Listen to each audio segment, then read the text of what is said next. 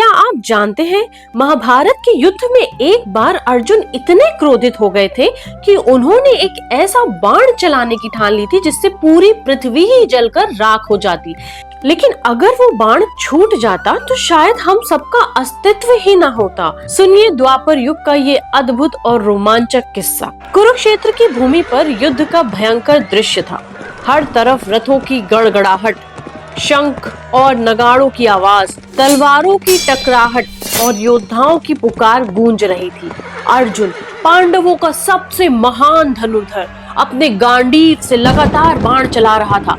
लेकिन जैसे जैसे दिन बढ़ता गया, कौरवों का छल और अधर्म सामने आता रहा। अर्जुन का दिल आक्रोश से भर गया। उसे अपने पुत्र अभिमन्यु का बलिदान याद आया। उसकी आंखों में आंसू और क्रोध दोनों थे।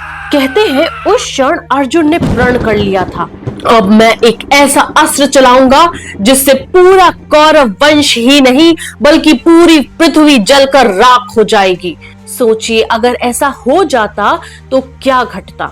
अर्जुन ने अपने गांडीव को खींचा। उसके बाण की शक्ति इतनी प्रचंड थी कि स्वयं देवता भी भयभीत हो गए। स्वर्ग लोक में हलचल मच गई। अगर ये बाण छूट गया तो प्रलय आ जाएगी। ठीक उसी क्षण अर्जुन के सारथी और सखा श्री कृष्ण ने मुस्कुराते हुए सुदर्शन चक्र उठाया। उनकी आंखों में शांति थी और होठों पर हल्की मुस्कान। सोचिए, एक ओर अर्जुन का भयानक क्रोध और दूसरी ओर श्री कृष्ण की शांति।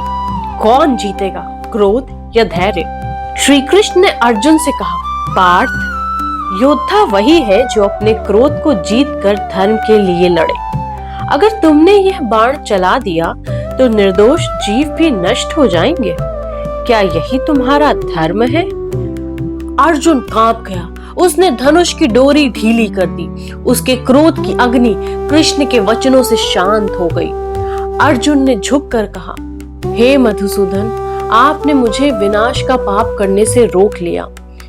कृष्ण मुस्कुराए और बोले, याद रखो पार्थ, असली जीत शत्रु पर नहीं बल्कि अपने क्रोध पर होती है। तो दोस्तों, द्वापर युग का ये प्रसंग हमें यही सिखाता है कि हथियारों से बड़ी शक्ति है धैर्य और संयम की। असली नायक वही है जो दूसरों को नहीं बल्कि अपने क्रोध को परास्त कर सके।